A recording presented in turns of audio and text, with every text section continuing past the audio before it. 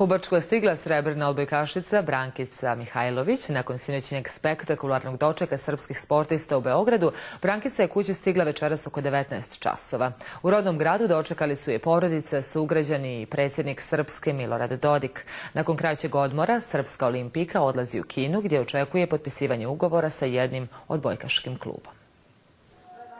Sreća i ponos na licu srebrne olimpijke Brankice Mihajlović. Srpska odbojkaška reprezentativka ni slutila nije kakav će joj doček prirediti njeni sugrađani u rodnom Brčkom.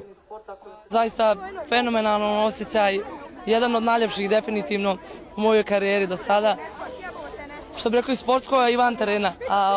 Hvala im zaista od sveg srca, učinili su me jako srećom i ponosnom i nadam se da će u buduće isto tako biti, da će pratiti ne samo moje uspjehe, nego uspjehe svih naših građana, a vjerujem da imamo dosta mladih i talentovane djece.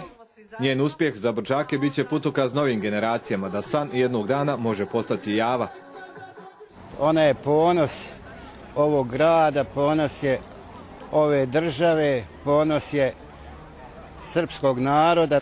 Znači imamo u Brčkom olimpijsku vice šampionku koju smo gledali kad je bila mala, kad je igrala fudbal sa dečacima, kada je bila jedan mali devojčurak koji je sada nama doneo ovoliko radosti. Ona je moj najbolji uzor.